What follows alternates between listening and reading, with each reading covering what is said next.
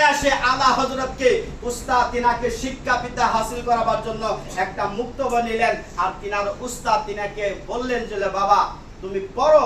এমন একটা কোরআনের আয়াত তিনি পড়তে পড়তে উস্তাদে ভুল করে গেছে। উস্তাদ কি করছে? ভুল করছে। জবরের জায়গা জেরের জায়গা জবর দেয়া পড়ছে।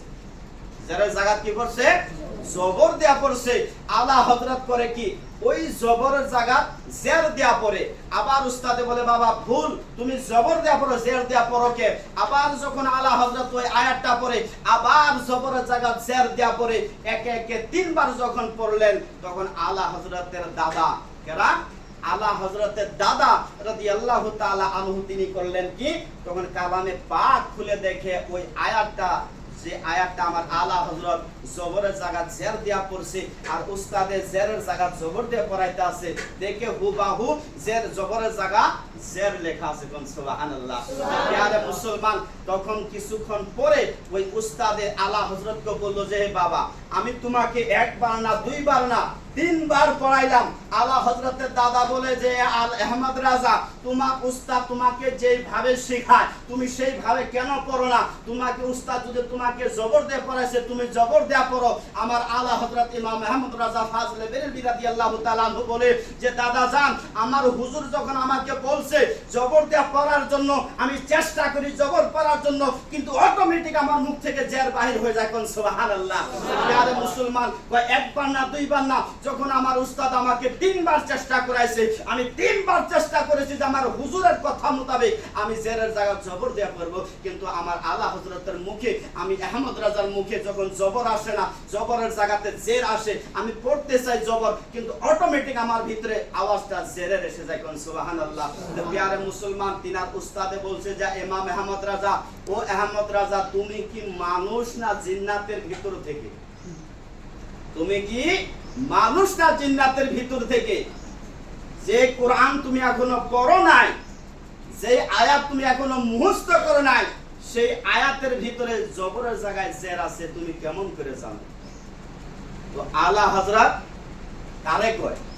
আলা হযরত ওইজন ব্যক্তি যার দ্বারা কোনো ভুল হয় না। কোন সুবহানাল্লাহ। আলা হযরত ওইজন ব্যক্তি যার দ্বারা ভুল হয় না। আলা হযরত যখন 3.5 বছরের বাচ্চা, কয় বছর? 3.5 বছর। আচ্ছা 3.5 বছরের বাচ্চা কেন মাথা চাতাছে মুক্তবা যায় কি আলিফ বেও ভালো মতন পড়া না পারে কি? ওই আলা হযরত ইমাম আহমদ রাজা ফাজলে বেরেলভী রাদিয়াল্লাহু তাআলা আনহু একদিন মসজিদের সামনে দাঁড়িয়ে আছে। কোথায়? মসজিদের গেটের সামনে দাঁড়িয়ে আছে। অটোমেটিক আলা হযরতের সম্মুখে একজন এমন ভাবে সফিদ লেবাস ধলা জুব্বা পাঞ্জাবি পায়জামা পরে আলা হযরতের সামনে দাঁড়িয়ে আরবি ভাষায় কথা কয়। আমার আলা হযরত 3.5 বছরের বাচ্চা ওই আরবি যুবকের সঙ্গে সঙ্গে আরবি ভাষায় কথা কইছে। সুবহানাল্লাহ। আলা হযরতের কেরামতের কোনো শেষ নাই, বহুত কেরামত আছে। আলা হযরতের মেইন যেগুলো কেরামত সেইগুলো কেরামত হলো আলা হযরতের 1500 কিতাব। কয়শো কিতাব? 1500 কিতাবই আলা হযরতের কেরামত। সবচেয়ে বড় কেরামত হলো ফতোয়া রেজবিয়া। যে ফতোয়া রেজবিয়া আজ পর্যন্ত কেউ পড়ে শেষ করতে পারে না। আর ফতোয়া রেজবিয়া এত সুন্দর কিতাব যে কিছু কিছু আলেম উলামা ফতোয়া রেজবিয়ার খুতবাটাও করতে পারে না। চিন্তা করেন হাশমি মিয়ার নাম শুনছেন কি?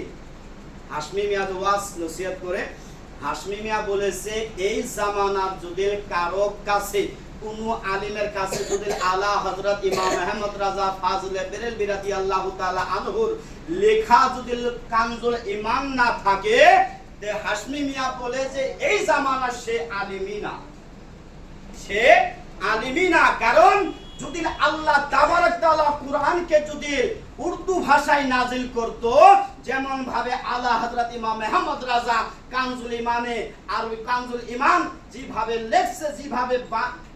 লিখছে ওইভাবে উর্দু ভাষাতে আল্লাহ তাবারক তাআলা ওই আলা হযরতের তরজমাতে কোরআন নাজিল করতে। কোন সুবহানাল্লাহ। এত বড় কথা কইছে কারণ কি আলা হযরতকে কেউ চেনে না। আলা হযরতকে চিনার জন্য আল্লাহ তাবারক তাআলা আমাদেরকে সবাইকে তৌফিক দান করে। আল্লাহ তাবারক তাআলার দরবারে দোয়া আল্লাহ তাবারক তাআলা আমাদেরকে যেন আজ থেকে মরণের আগ মুহূর্ত আলা হযরতের ফেজে রূহানি যেন আমাদের অন্তরে জারি করে দেয়। সবাই বলেন আমিন। আর এইটুকু বলতে চাই, আল্লাহ তাবারক তাআলা যেন আমাদেরকে মরণের আগ মুহূর্ত যেন আলা হযরতের নকশে কদমে চলার জন্য তৌফিক দান করে, সবাই বলেন আমিন। আলহামদুলিল্লাহি রাব্বিল আলামিন। এখন আপনাদের সম্মুখে আমাদের অতি আপন, তাই না, নাই কলিজার টুকরা যাকে বলা হয় অতি আপন। আলহামদুলিল্লাহ আমরা ছোট থাকতে হয়তো দোস্ত এই হরিগাঁও মাদ্রাসা থেকে মাঝখানে